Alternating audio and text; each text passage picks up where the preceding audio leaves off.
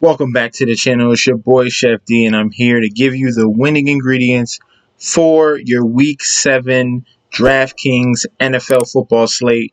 Welcome back to the channel, guys. Don't forget to like, comment, and subscribe to the channel, and let's get it. Now, what you see right here is the Patreon. I'm giving you breakdowns on NBA slates. Obviously, the most important is going to be NFL for Thursday, for Sunday, and for that Monday Night Football Showdown. You get breakdowns with that as well. All that's coming with the package if you sign up on Patreon. The link will be down below. Also, you're getting bet picks as well and consultation if you have any other questions. I'm here to help. A lot of these subscriptions, you sign up and there's no one to speak to you to understand what you're trying to figure out. It's all on your own, all right? But I'm here to help so we can get to the money. Obviously, we can build the community, and it starts from the bottom up, all right? Now, let's get into this Week 7 breakdown position by position, starting off with the quarterbacks. Kyler Murray going up against the Kyler Murray going up against the Houston Texans. Now, this one can get out of hand. Obviously, beware. He should be able to put up a decent amount of points. The question is, how will they score the ball? Okay, Arizona is very deadly on the defensive side, very fast. Kyler Murray can throw the ball, and obviously has three great weapons in Christian Kirk, A.J. Green, and DeAndre Hopkins, Rondell Moore as well. So the touchdowns upside is there. The question is, can Texans keep this competitive? Probably not. So that's the warning with taking a high price Kyler Murray. And a lot of eyes are going to be on him. Beware. All right. Because this easily can be a James Conner game because the weak run defense of Houston. And they rarely use, well, not rarely, but they use Chase Edmonds more in the passing back roll. So I think James Conner is a sneaky play. Let's continue on. Patrick Mahomes, he's going to be one of my favorite QB plays. I know I had him last week, but that was a very feisty effort from Washington. Tennessee does not have that type of pass rush to contain the Kansas City Chiefs. This should be a breakout day for Patrick Mahomes. It was a bad week for Mahomes, and he still had 27 DraftKings points. Now, what can you imagine with the, top 10 worst defense in the league? They were lucky against the Bills. Bills took the foot off the pedal and weren't able to punch it in when it needed to be. Settled for a lot of field goals. Kansas City is not afraid to do that. They have more weapons than the Buffalo Bills, and Patrick Mahomes will be able to score touchdowns on the Tennessee Titans. Okay, this should be another high-scoring affair. With the poor run defense of the Chiefs. And obviously, if that doesn't work, then they have A.J. Brown to compete with the Kansas City Chiefs as well. But Mahomes is in a great environment going up against the Tennessee Titans. So we love him. We're going to put him as one of our top-tier quarterbacks. Let's continue on. Tom Brady. I'm looking at this one. This is a similar situation where it was the LA Rams going up against the Chicago Bears. Everyone thought this was a bad matchup, but the Buccaneers are a high, well-oiled machine. They can score touchdowns in bunches, and it doesn't matter what defense it is, okay? The benefit for Chicago, this is why I'm leaning on Tom Brady to score a touchdown, is that they are a very good run defense. So they're stopping the run. Tom Brady's going to have to pass that ball, and I think he can get 3 to 4 touchdowns in this game, have a very solid outcome. Maybe something similar to... not saying he's going for 400 yards. I think he goes like around 350, 3 TDs. So something around with this 30 DraftKings type of performance going up against the Chicago Bears. That's going to force the Bears and Justin Fields to do something that he's not used to, and he's going to have to throw the ball. So we'll get to him a little bit later, but let's continue on. Aaron Rodgers going up against the Washington football team. Now, the pace of play has been the real question with the Green Bay Packers. They don't really have a lot of big plays, big chunk plays. Um, we haven't seen a huge explosion from Aaron Rodgers as of yet, and he's been pretty much supporting one wide receiver. This can be a different outcome. Washington's been struggling stopping the pass, but the X factor is their pass rush. If they can get to Aaron Rodgers, that can slow them down. But they are still, if we're looking at rankings, all right, if we're looking at points allowed to opposing quarterbacks, and I even adjusted the results from week 4 on just to see if there's an update. Washington's still 32nd, okay? They are still 32nd in the league. So this is a great matchup for Adams, for Lazard, for Randall Cobb, those guys, maybe even Robert Tonyan. But I really like Aaron Rodgers' price at 7,500. There's a lot of QB options, okay, for this week in week 7. You're going to have to make a decision. I'm going to stay away from Lamar Jackson going up against Cincinnati. That should be an ugly bloodbath. Stafford is in another situation where they can just run the ball. He did something similar to what happened against the Giants. You'll probably see a similar performance, 4 TDs, 250 yards, 26 fantasy points. You'll see something similar to that.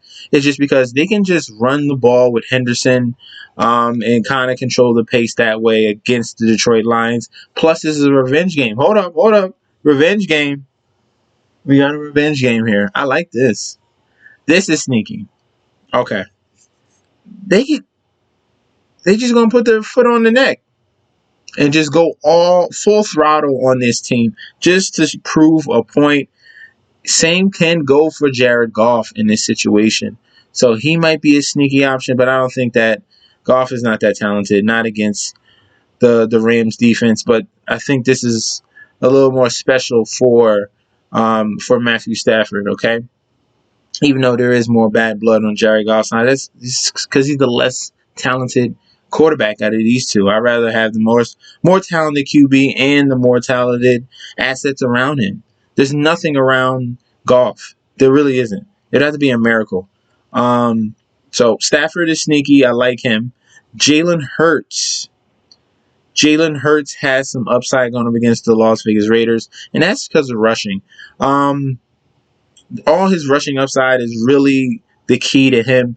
Back-to-back weeks with 2 rushing TDs. This is why he's going to be on the radar. It's just because of that. He struggled in the passing area, obviously, against Tampa Bay, but they had a lot of injuries with cornerbacks. Same thing with Carolina. Jalen Hurts really made them pay with the leg, so that's something to look at against the Raiders. They're going to have a tough, difficult time trying to contain him.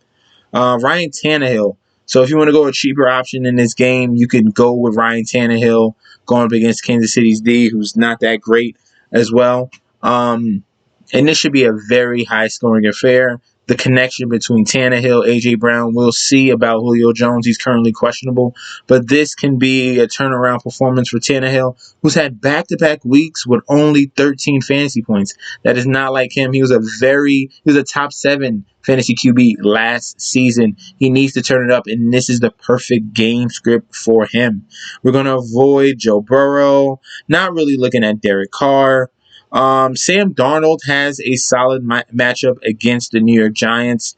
Obviously, we saw what Matthew Stafford was able to do, and the weapons are on the Carolina Panthers side.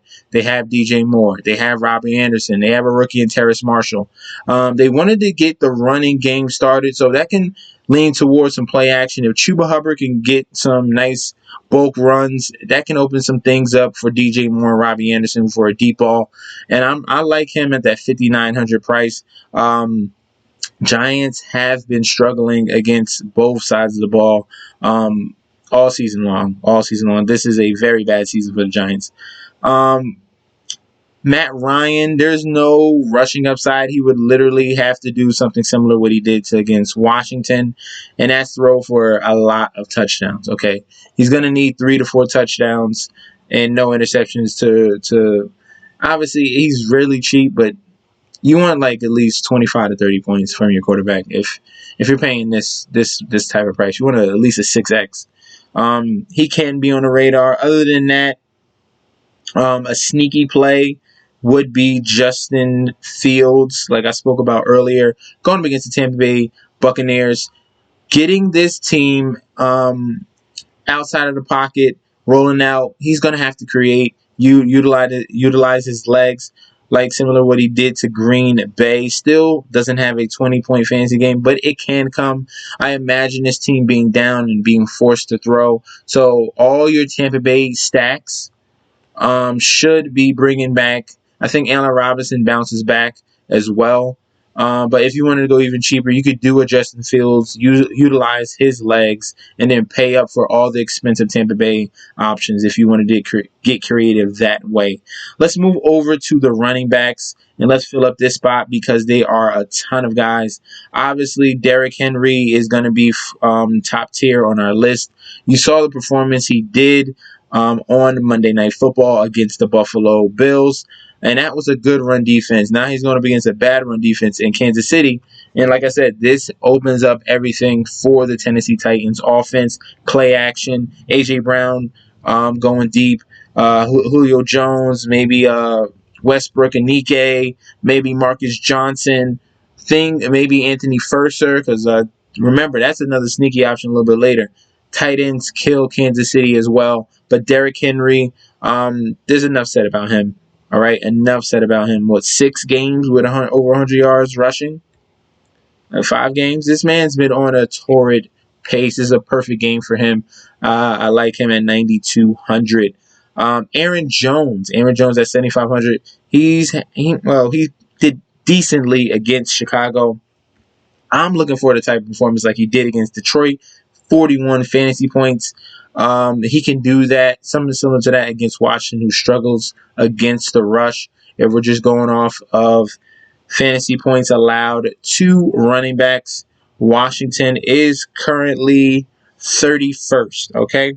31st, just so you guys know. Not allowing a lot of yards, but they are still ranked. They give up a lot in the red zone, okay? They give up a lot in the red zone. That is the question right there. And they get a lot of receiving yards to running back. So that is another plus for Aaron Jones right there. Next guy I want to go with, one of my favorite plays, is going to be Darrell Henderson. All right. Henderson Jr. playing for Cam Akers. He's been a model of consistency, improving each and every week. Now he has another even better matchup than what he did against the New York Giants and the Detroit Lions, and he should run wild on this team. I say 100 yards over in the rushing prop department, definitely, and probably another 1 or 2 touchdowns. He's a candidate for 2 TDs for this week if you want to get creative on FanDuel as well. We love Darrell Henderson. Next guy we're going to go with will be Josh Jacobs. Philadelphia's weakness, as you saw in primetime, was trying to stop the run, and they couldn't do it. Leonard Fournette ran wild on that team. This is a nice sneaky option. Josh Jacobs at 6,200. He can definitely gash this defense, and it should be a very competitive game because I don't really see any either team pulling away, but the plus is going to be on the Raiders side. If they dominate the trenches and run the ball, Josh Jacobs can definitely do that. All right, I love him at 6,200. Let's look for some other cheaper guys for you. Trouba Hubbard, obviously, they came out and said they needed to establish the run. He's taking the place of Christian McCaffrey, and Trouba Hubbard is coming in at 6,100. So if they want to establish the run even more, he already had 16 carries and 24 the week prior. So this could be a full beta version of Christian McCaffrey right here. So maybe 20 plus attempts and probably some more targets. I think this is another solid play to have in your lineup builds. Trouba Hubbard at 6,100. Let's continue down. Let's see if we find some more cheap options for you guys. Swift, that's not a good game environment against the Rams unless you trust him coming back in the fourth quarter, getting all his fantasy points. That shouldn't happen often. And here we go. Here's our guy, James Connor at 5,600. I think this is a very good option here. He's getting the bulk of the rushing attempts. He's getting more of the team snap share as well. As you can see, 18 attempts, 10 and 16 in the last 3 weeks.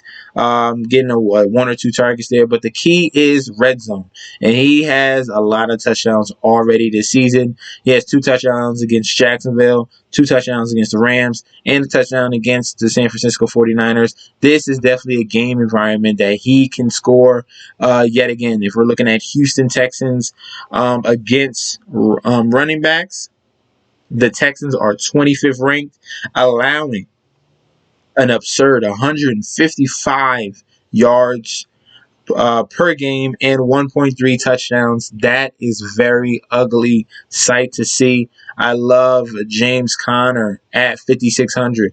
I want you guys to see him because not a lot of people are going to be touting this guy just because they're going to go to Edmonds, but they're not understanding the game script. And this is definitely a positive for James Conner. So let me go to him right here. He's going to be in our flex, and we're going to continue on. Let's see if I can find some. I have one more guy for you. Last but not least is going to be Miles Sanders, all right, at 5,100. He has been struggling. I think they need to commit to the run. He's been obviously being used in receiving game as well.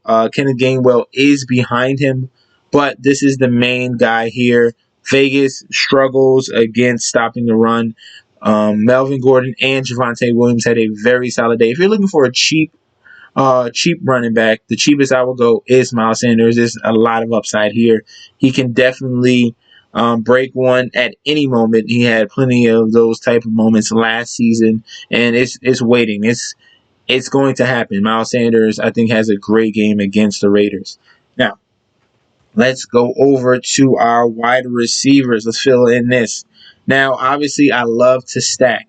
So, the stacking options, the first one, obviously, we love Kyler Murray. So, the options are going to be DeAndre Hopkins, Christian Kirk, and A.J. Green. Hopkins, the week prior, before that, had one of his better performances. 6 catches, 87 yards, and a touchdown. Against Cleveland, he had an even better game. Not in the yards department or receptions, but he got 2 touchdowns, got to you over 20 fantasy points, 7,700 DeAndre Hopkins. We have to watch about this game script. Like I said, this could get very ugly very, very quickly, and those opportunities might not be there. But unless they want to keep that foot on that pedal, then they definitely can run up the score against the Houston Texans. He is viable against this team because obviously there's no matchup for him. He's one of the elite wide receivers. Kirk is also a solid option at 5,300 as well. He's coming on more since the injury to Max Williams. They're going with 3 wide receiver sets, and he's been more consistent. 5 receptions against San Francisco and 5 receptions and a touchdown against Cleveland Browns. We like Christian Kirk as well. Next stack we're going to go with will be the Kansas City Chiefs. And the Kansas City Chiefs, we're going to obviously focus on Tyreek Hill, who had 12 targets the week prior against Washington, 9 catches and a touchdown, 22 fantasy points, very solid day. You want him to go for that 30-40. That is definitely in the wheelhouse. And if you don't choose him, you want to go with a cheaper option. Mecole Hardman has becoming a little bit more and more consistent each and every week. Buffalo was his breakout game, 9 catches, 76 yards. Then he came back against Washington, 4 catches, 5 on 5 targets, and 62 yards. Even got a run, so they're using him a little bit more. We like those options as well. So right now, let me throw in Hopkins for you guys, and let's continue on with our stacks. Next team we're going to stack with, and I'm definitely going to throw him in here, will be the Tampa Bay Buccaneers. Let's move over and let's look at these wide receivers. Obviously, you have a nice 3-headed monster. You have Mike Evans. You have Antonio Brown and Godwin. The question about this is really crazy. Antonio Brown is the target getter here. All right. The one who's suffering the most is Chris Godwin. Antonio Brown is the lead dog right now. We're going to go him, and he's getting less snaps. So This is what they're doing. When Antonio Brown comes in the game, they're probably going to pass the ball. When he is out, they are running the ball. So that's one of the clear signs where you see this discrepancy in targets, but they're using, Mike Evans and Chris Godwin's to block and in passing situations, Antonio Brown comes in and he provides a big burst, and he's been doing very well. 9 catches, 93 yards, and a touchdowns against Philly, and 7 catches and 124 yards with 2 TDs against Miami. Now going up against Chicago, we love him at 6,300. We're going to throw him in there as well. So 10 base stack looks very, very juicy. Next stack we're going to go with will be the Green Bay Packers. And their trio wide receivers, obviously it leans more to Davante Adams, who's an elite wide receiver. Only 4 receptions, 5 targets on 89 yards. Didn't get in the end zone, but still had an okay day. Nothing worth your price. Hopefully he can have a bounce back performance. Is definitely in the wheelhouse for him. Allen Lazard is the number 2 for this offense. Was able to get 5 targets. That was a plus. Got in the end zone. We're hoping for another big plus performance from him. His big game is going to come soon as well. Similar to what Marquez Valdez-Scantling is. He's always spotty receiver. You don't know when that game's going to come. But Lazard obviously can be that option. If they focus in on Adams, Lazard is going to eventually get open as well. And then the underneath guy will be Randall Cobb. They brought him over for a reason. He had a big game in week 4 with 5 catches, 69 yards, and 2 touchdowns. So the upside is there. He did not get a target at all against the Bears. That was very, very shocking. So probably he'll bounce back. We will see. All right, but I'd rather lean to Adams and Lazard with those two. All right, you don't have to go to the Cobb. Next stack will be the Los Angeles Rams, and we're going to go right here. Cooper Kupp is someone who's very, very safe, very good, and this is the number 1 target getter for this season for the Rams. Cooper Kupp has surpassed Robert Woods. He already has 653 yards receiving. That is insane. 7 TDs. Put on a great performance against the New York Giants. Obviously, he's going to be a mainstay if you're looking to stack the LA Rams. Number 2 option will be Robert Woods. He was able to get in the end zone against the Giants, but we're looking for more production. He cried. He finally got 14 targets against Seattle, and then it went right back to the regular old Robert Woods. So we will see if he gets an opportunity to get targeted yet again. But this is a game script where you don't see a lot of back and forth, and Robert Woods probably does something very mediocre for this week. Next stack will be... Do I want to go Philly? I don't want to go Philly. I don't want to go Philly. Do I want to go Philly? Nah. All right. If we go Philly, because I did say Jalen Hurts has upside. Let's be honest, he does. The 2 options I would choose will be Devonta Smith, who had a poor game against Tampa Bay, a nice game against Carolina and KC, has not gotten the end zone since week 1, but that game is coming. We'll have him in the pool because it's coming. It's coming very soon. This is an opportunity with Hurts getting out the pocket, creating something.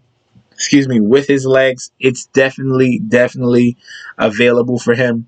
The number 2 wide receiver, if you had a choice, is going to be Quez Watkins. He has surpassed Jalen Reagor as the number 2 wide receiver, getting more snaps, getting more targets, as you can see right here. Getting long balls as well. He has a long of 53 yards in one game and a long of 91 yards in week 2. So he can really take the top off of defense. Yet to get an end zone. He had a touchdown taken away last week. So he's very, very intriguing as a number 2 wide receiver. Next is going to be... We're going to go with the Las Vegas Raiders.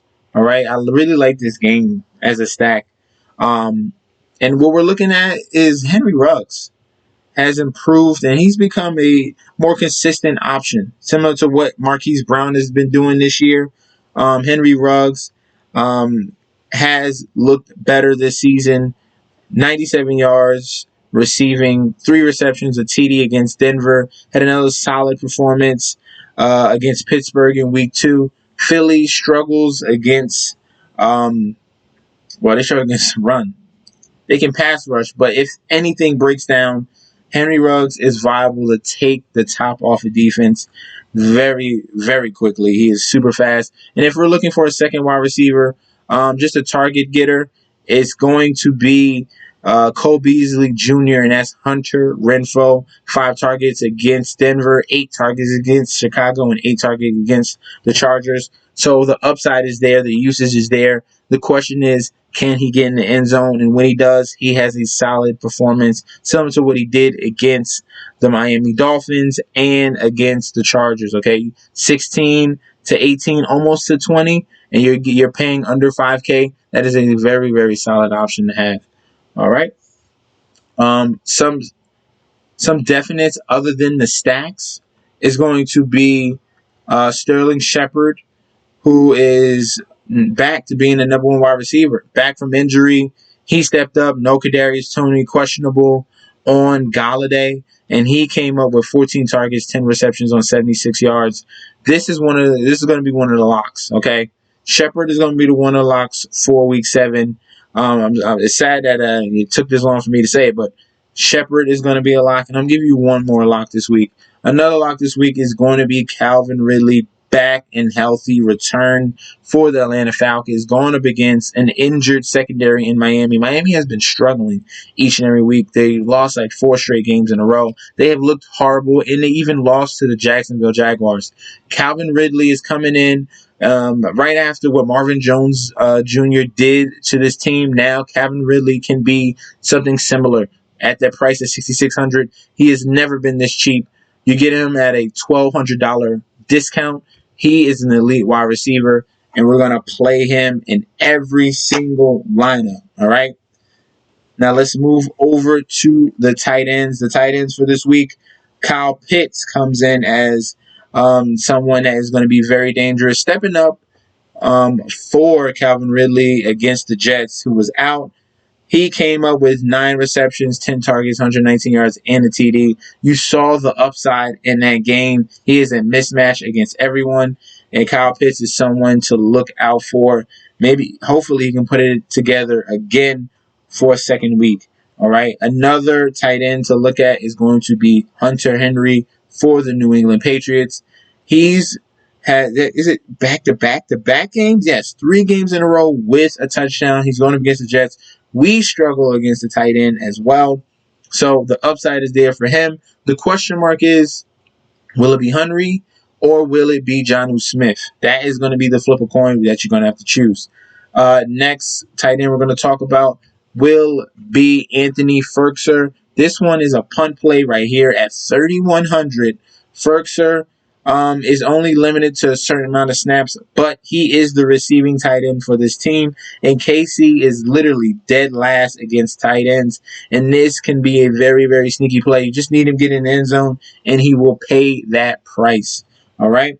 We like him as well. Kelsey is obvious. We'll throw him at 7,600 right there. It's a perfect game for him. It doesn't matter. He's a mismatch. But last but not least, the sneakier tight end of the whole slate is going to be Zac Ertz. They traded for him. They damn well sure better use him. Obviously, we saw some decent games with Max Williams, but now they get a surefire pass catcher in Zac Ertz. You're going to see him get targeted this week. They just traded for him. They're going to use him, and he's probably going to get in the end zone. I think this is a guarantee to have in your lineups at 3,900, Zac Ertz, all right? And that is going to be the plays for week 7, all right? We got guys to stack with. We love Patrick Mahomes. Tom Brady sneaky. We got Tannehill in a great game. Sam Darnold. Matt Ryan, because I've just told you about Calvin Ridley and Kyle Pitts. He's in a good situation right there.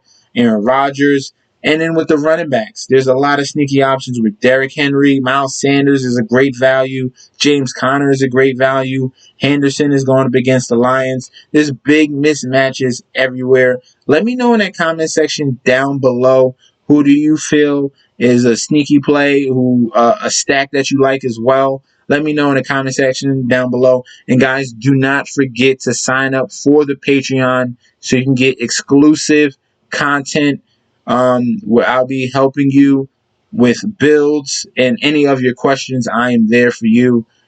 The link is down below. Don't forget about that, guys. Also, follow me on Twitter and Instagram at MessageSD, and I'll be back with another video very soon. Peace out.